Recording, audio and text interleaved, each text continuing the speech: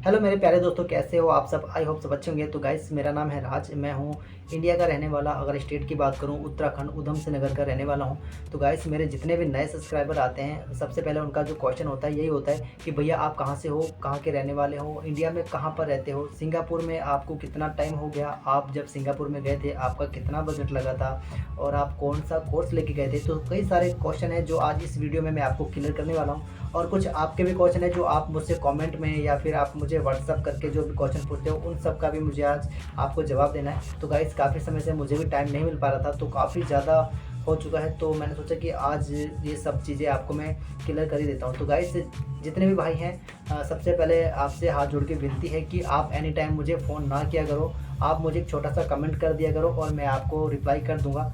हो सकेगा जब भी मुझे समय मिलेगा मैं आपको जल्दी से जल्दी रिप्लाई देने की कोशिश करूँगा। चलिए गाइस, आज की वीडियो स्टार्ट करते हैं।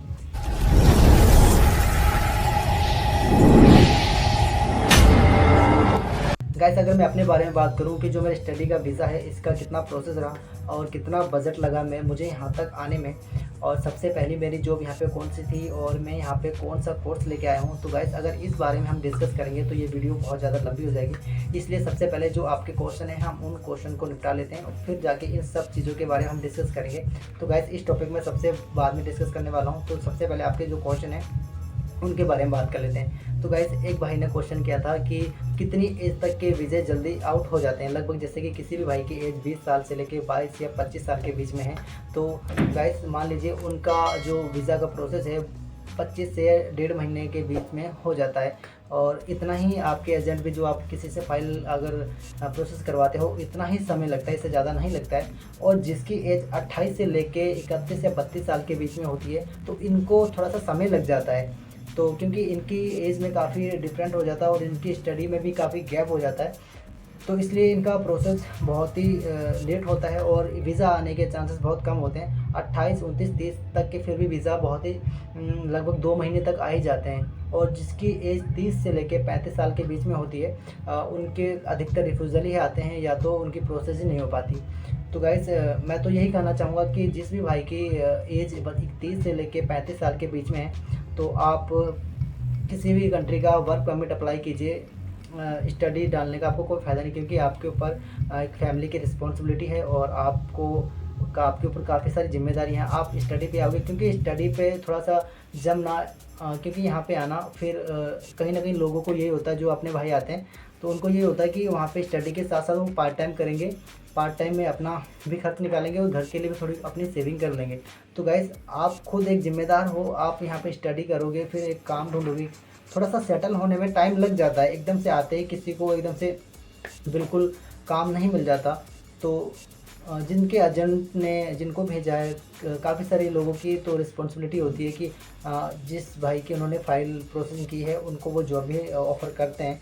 तो कुछ लोग फ्रेश माध्यम से आते हैं, उनका कोई लिंक यहाँ पे नहीं होता, तो उनके लिए काफ़ी स्ट्रगल हो जाता है, तो काफ़ी दिक्कत आती है यहाँ पे।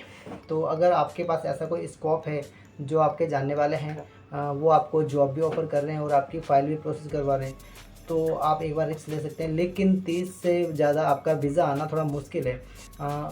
रिफ्यूज़ल ही आता है, या तो फिर आप ऑफ़र लेटर तक ही सीमित रहता है। ऑफ़र लेटर आने के बाद कोई वीज़ा का चांस नहीं होता। फिर आप यूट्यूब पे या गूगल पे सर्च ही करते रहते हो कि कब तक आएगा, कैसे होता है, फिर इसको मेल सेंड करो, फिर वहाँ से कोई रिप्लाई आता है, फिर आप इसी चक्कर में पड़े रहते हो।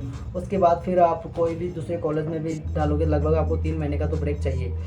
तो गाइस, ये था कुछ अपना एज का, कि आप कौन सी एज तक वीज़े जल्दी आ सकते हैं। तो गाइस, 18 से लेके 22 साल या 25 साल के बीच में अगर आपकी एज है तो आपकी वीज़ा की प्रोसेस बहुत ही जल्दी हो जाती है। तो गाइस, अगर आपके 18 साल की एज है ना, तो मैं आपको नहीं बोलूँगा कि आप डायरेक्ट सिंगापुर आ जाइए। आप लगभग आप इंडिया में रह कर 21 या 20 साल तक अपनी स्टडी को अच्छे से कंप्लीट कीजिए, अपनी स्पीकिंग को अच्छी कीजिए, ताकि आप यहाँ पर आने के बाद आपको कोई भी दिक्कत ना आए।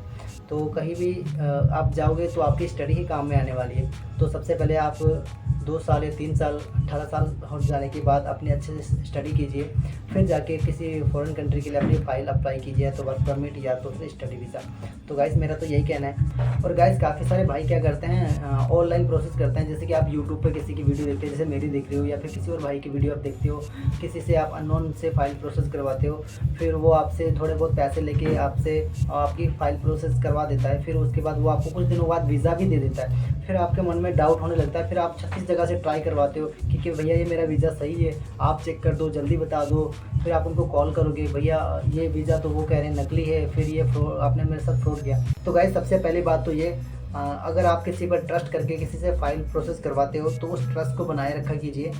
किसी 36 जगह भागने से अच्छा है कि आप खुद एक आईसीए की वेबसाइट पे जाके उस वीज़ा को खुद से चेक कीजिए और अपने सारे डाउट क्लियर कर लीजिए।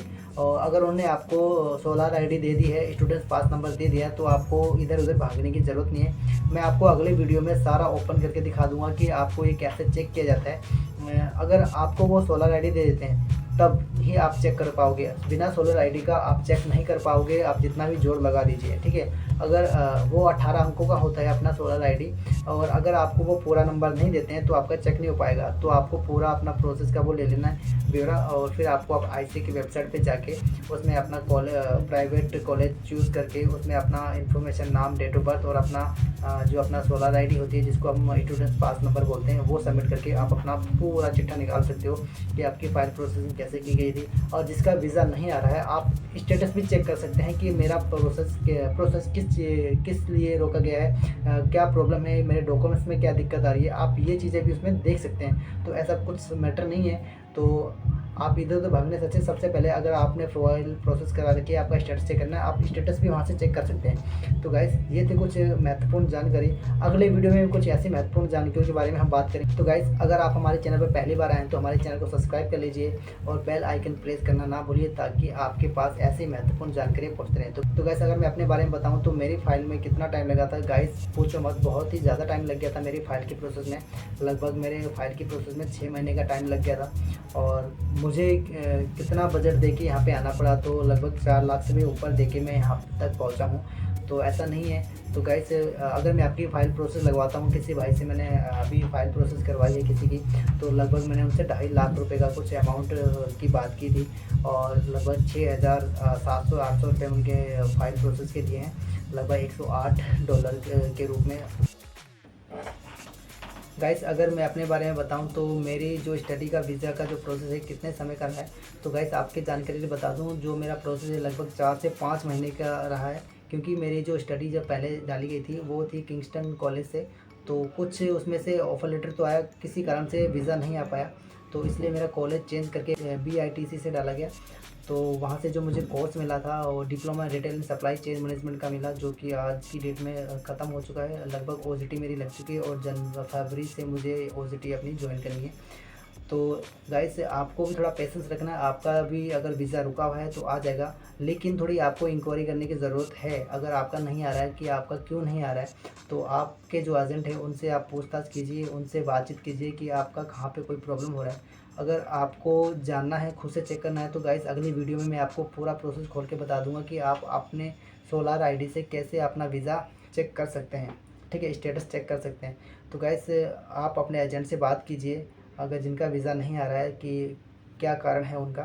तो गाइस अगर जॉब की बात करूं कि मेरे यहाँ पे फर्स्ट जॉब मेरी क्या रही थी, तो गाइस सबसे पहले मैंने यहाँ पे सर्विंग की थी, और अधिकतर लोगों को सर्विंग में ही मिलती है, और जो एक्सपीरियंस वाले होते हैं 3-4 दिन को हो जाते हैं या फिर महीना डेढ़ हो जाता है, तो वो डिश वॉशिंग, क्लीनिंग या काफ़ी सारी जो जॉब होती हैं, तो मुझे सर्विंग का काम मिला था, तो मैंने अच्छे से किया और काफ़ी अच्छा लगा मुझे यहाँ पे फर्स्ट जॉब करके।